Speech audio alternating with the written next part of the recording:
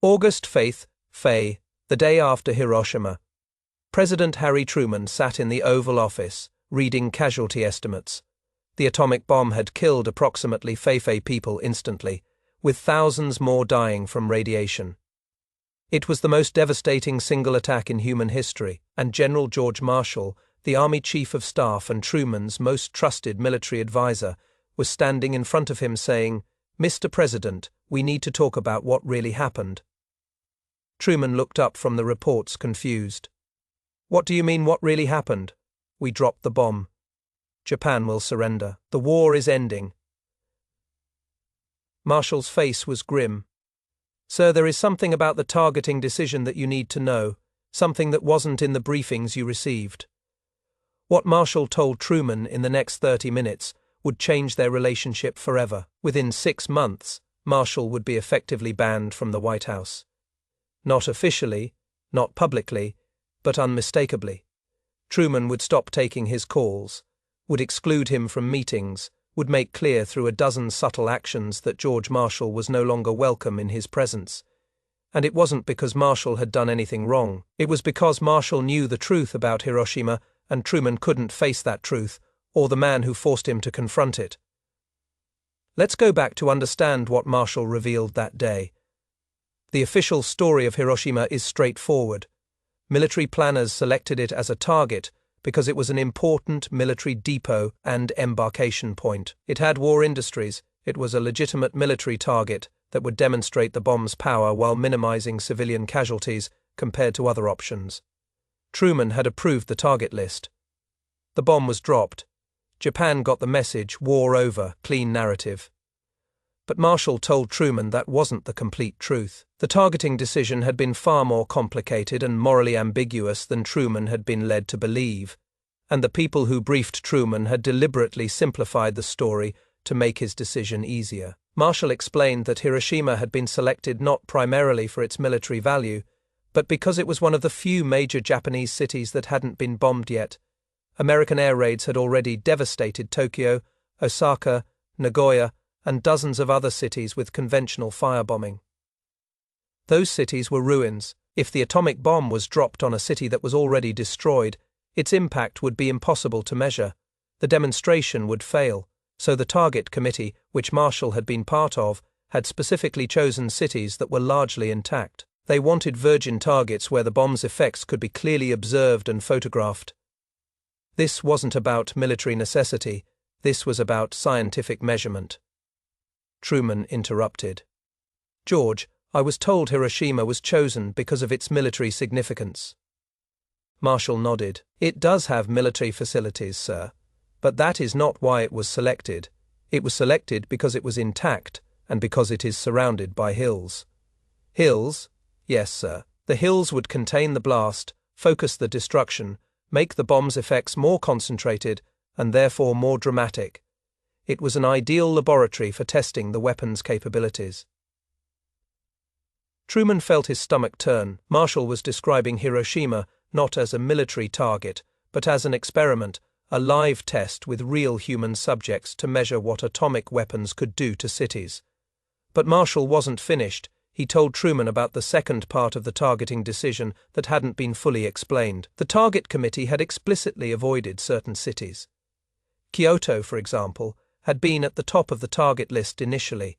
It was Japan's ancient capital, a city of immense cultural and historical significance. Destroying Kyoto would have been psychologically devastating to Japan. But Secretary of War Henry Stimson had personally removed Kyoto from the list. Not for military reasons, because Stimson had honeymooned in Kyoto in 1926 and loved the city. He thought destroying it would be barbaric. So Kyoto was spared because one American official had sentimental memories of visiting there. Truman asked the obvious question, if Kyoto was more strategically valuable, why did we bomb Hiroshima instead? Marshall's answer was uncomfortable. Because no one in the decision-making process had personal connections to Hiroshima. It was just a name on a map to us. We could destroy it without emotional conflict. Think about what this meant. The choice of which 80,000 people would die in atomic fire came down partially to which cities American officials happened to have visited on vacation. It wasn't just strategy, it was arbitrary in ways that made the decision seem less like military necessity and more like playing God.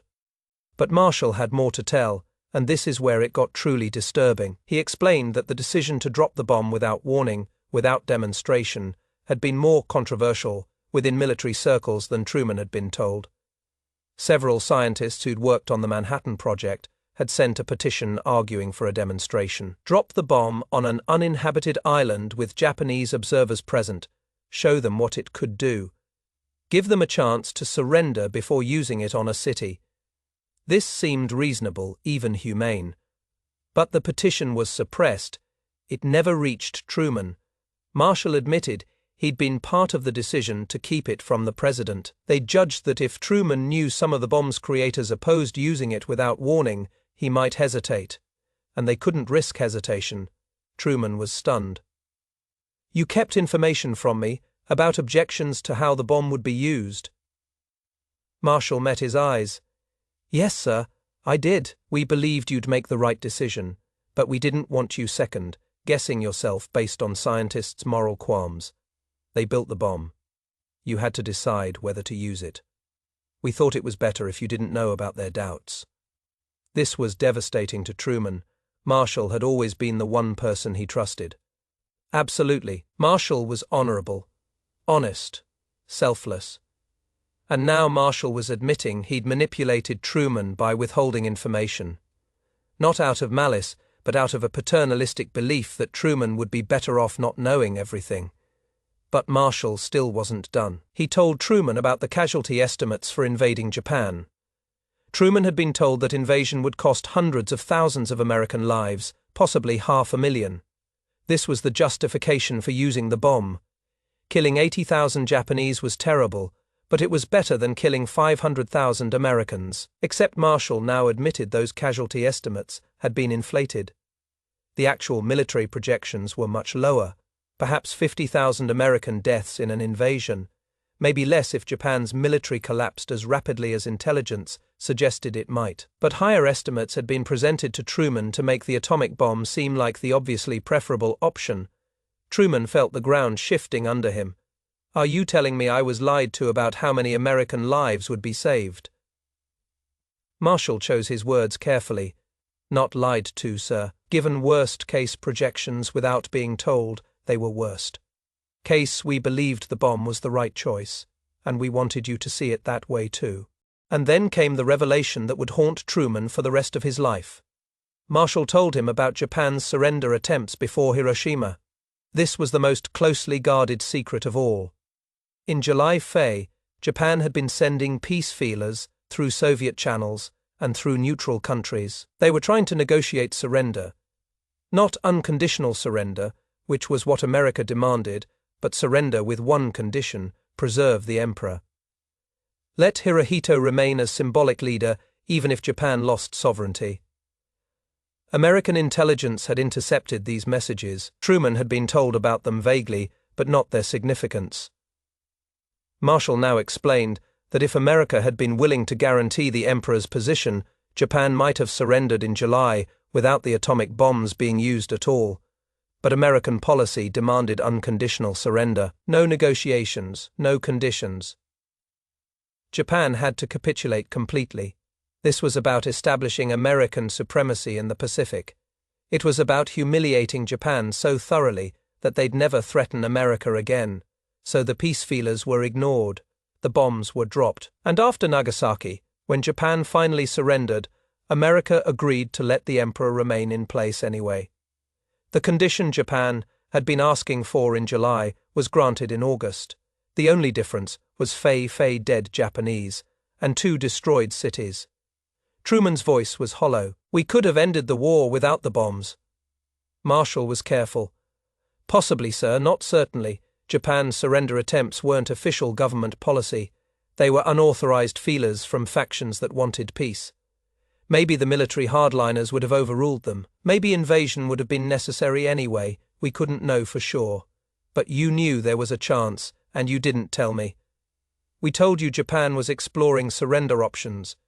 We didn't emphasize that they might accept terms close to what we ended up giving them anyway, because we wanted unconditional surrender, and we believed the atomic bombs were the way to get it.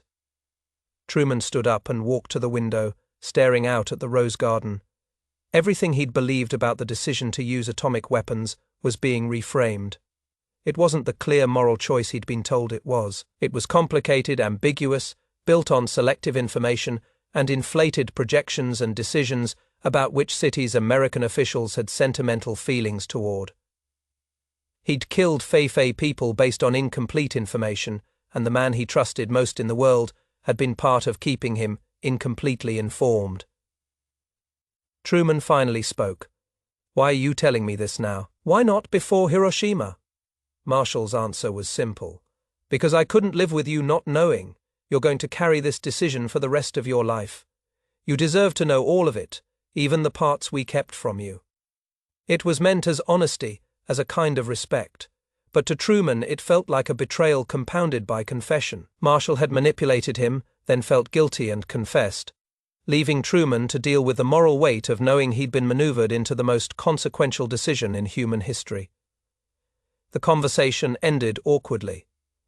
Truman thanked Marshall for his candor. Marshall left, and their relationship was never the same. Over the next weeks, Truman started to avoid Marshall. It wasn't obvious at first. Marshall was still Army Chief of Staff. He still attended some meetings, but Truman stopped asking his opinion, stopped seeking his counsel, stopped treating him as a trusted advisor.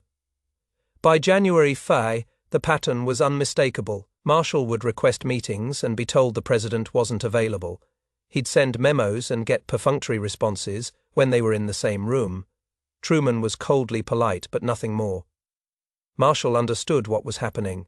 He was being frozen out, not fired, not publicly rebuked, but excluded, made irrelevant through subtle marginalization. In September, Marshall offered to resign as Army Chief of Staff. Truman accepted immediately. No attempt to convince him to stay, no expression of regret. Just acceptance. Marshall went into temporary retirement. He'd been Army Chief of Staff through World War II, the architect of victory, the most respected military leader in America, and he was being pushed out because he'd told the president an uncomfortable truth. But here is where it gets more complex. In January, Truman appointed Marshall as Secretary of State. This seems to contradict the idea that Truman had banned him from the White House. How do you appoint someone you've banned to one of the most important cabinet positions? The answer reveals Truman's psychology. Truman needed Marshall's expertise and reputation. The Marshall Plan, the reconstruction of Europe, required someone of stature to implement it.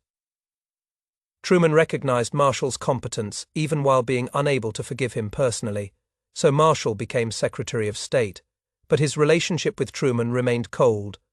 Marshall attended cabinet meetings because his position required it, but the personal warmth, the trust, the friendship they'd had was gone.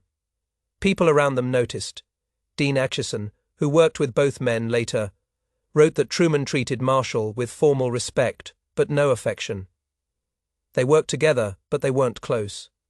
Truman never again sought Marshall's personal counsel on difficult decisions. The real ban wasn't physical, it was emotional. Truman had shut Marshall out of his inner circle, out of the small group of people whose opinions he truly valued. Marshall was a functionary now, not a confidant. Why did Truman react this way? Because Marshall represented Truman's deepest fear about the atomic bomb decision. Truman needed to believe he'd made the right choice, that using the bombs had been necessary, that there was no other option. He needed that certainty to live with himself. Marshall's confession destroyed that certainty. Marshall had shown Truman that the decision was built on incomplete information, inflated estimates, and bureaucratic manipulation. Maybe it was still the right choice, but it wasn't the clear, obvious, morally uncomplicated choice Truman needed it to be. And Truman couldn't forgive Marshall for taking away that moral certainty. Every time Truman saw Marshall, he was reminded that he'd killed Fei people based on information that had been carefully curated to push him toward that decision. Truman dealt with this by avoiding Marshall whenever possible. When they had to interact, Truman was professionally cordial but personally distant. He never mentioned their August Fei conversation. He never acknowledged that anything had changed between them, but everyone knew it had. Marshall served as Secretary of State until January Fay. He did brilliant work. The Marshall Plan rebuilt Europe and contained Soviet expansion. It was one of the most successful foreign policy initiatives in American history, and Truman gave Marshall full credit publicly, but privately, their relationship remained frozen. When Marshall resigned in Fay, Truman's letter accepting his resignation was polite but perfunctory. No warmth, no personal note thanking him for years of service, just formal acknowledgement. Marshall understood. He wrote in his diary, "The President has never forgiven me for telling him about Hiroshima. He needed to believe the decision was simple, and I showed him it wasn't. I shouldn't have told him. It served no purpose except to ease my own conscience at the cost of his peace of mind." That is the tragedy of their relationship. Marshall told the truth out of respect for Truman, believing the president deserved to know everything. But Truman experienced that truth as a betrayal, as a theft of the moral certainty he needed to function. In Fay, Truman appointed Marshall as Secretary of Defense during the Korean War. Again, professional respect overriding personal distance. Marshall served for a year, managing the war effort competently, and again, his relationship with Truman remained cordial but cold. When Marshall finally retired permanently in Fay, Truman sent another polite but impersonal letter. No invitation to visit the White House informally, no suggestion of staying in touch, just formal gratitude for service rendered. Marshall lived until Fay during those years. He and Truman had almost no contact. They attended some of the same official events where they were professionally polite, but they never rebuilt their friendship. After leaving office in Fay, Truman wrote extensively about his presidency. He defended the decision to use atomic weapons repeatedly. He insisted it had been necessary, that it had saved lives, that any other choice would have been worse. He never mentioned Marshall's revelations about the targeting decisions, or the inflated casualty estimates, or the Japanese surrender feelers. Truman needed that narrative. He needed to believe the decision had been clear and correct. Marshall had threatened that narrative by revealing its complexities and ambiguities. So Truman wrote Marshall out of the story as much as possible. In Truman's memoirs, Marshall is mentioned for his military leadership during World War II and for the Marshall Plan. But there is almost nothing about their personal relationship, no stories of their conversations, no acknowledgement of how close they'd been before Hiroshima. It is as if Truman was erasing Marshall from his emotional history while acknowledging his professional contributions. The ban on Marshall wasn't about competence or loyalty, it was about Truman's psychological need to maintain his conviction that using atomic weapons had been absolutely necessary. Marshall represented doubt, ambiguity, and moral complexity.